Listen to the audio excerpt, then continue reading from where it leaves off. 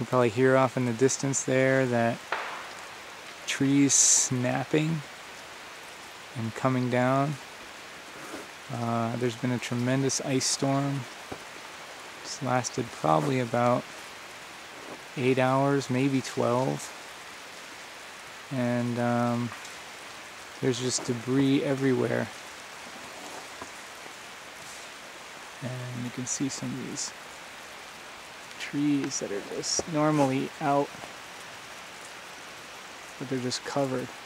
But what's interesting is that these trees, these pine trees and these hemlock trees, they're designed for this.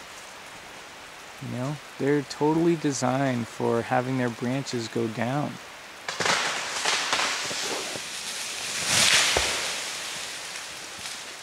So I'm not going to go for a walk right now, but I sure would like to.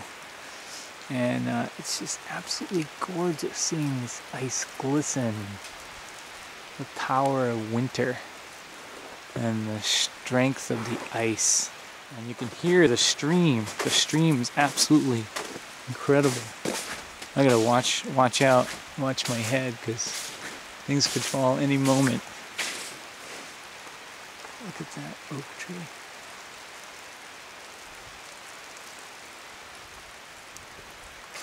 And I don't want my camera to get too wet either. So this is our driveway.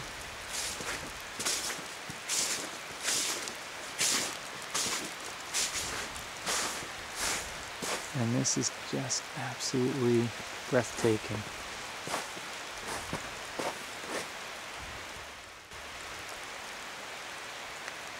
And you can see the twisted tree that came down right here. The power of nature. I don't know if you can hear that, but it's just constant. Oh, look at that hemlock tree that's just leaning over like a bough. There's another tree that's coming down.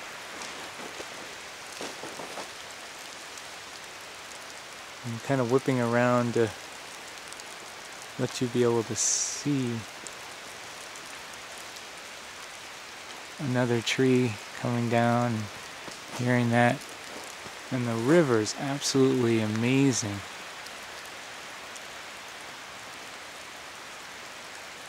Now it's a river, so that'll be going for a while because it hasn't stopped raining. But the trees are just coated in a slick layer of ice. These oak trees. I'm sure every tree is. And it's all like a wet slush ice mix.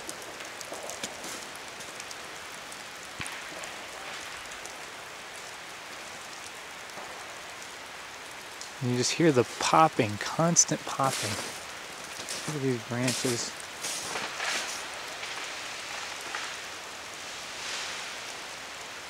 That's a little further off, but you can just see just the constant snapping.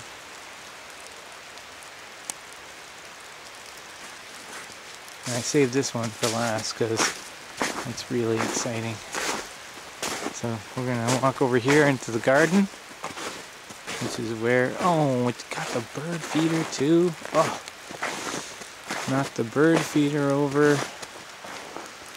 And this tree fell down right into the garden. This huge ash tree.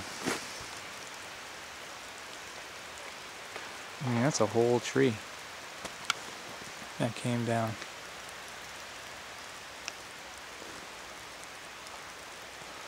And then there's our cable that was just ripped from the house. Just ripped it right from the house. There it goes on the ground. We have no power. And I got off the phone with the power company, and they said there was over 150,000 homes without power. And Ashfield, out of the 963 homes or something like that, all of them are without power. So they called it that we're in a state of emergency. So we need to think quickly and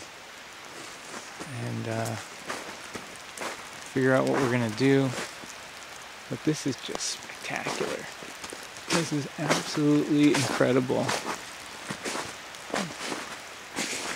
And it's amazing to think of how long these trees, how many storms these trees have been through and have made it through.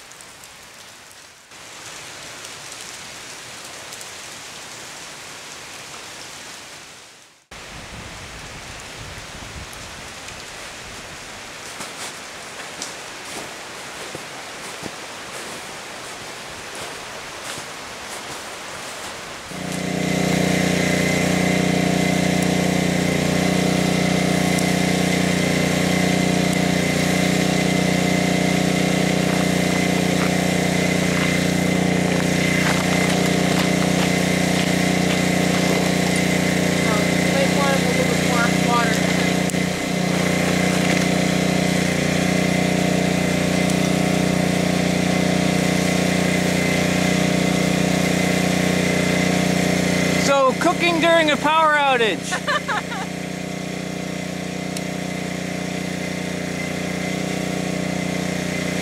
It doesn't have to be all bad. Yeah, that's true. I'd really like the power back on, but at least Frank has got a fire going so I can cook us breakfast and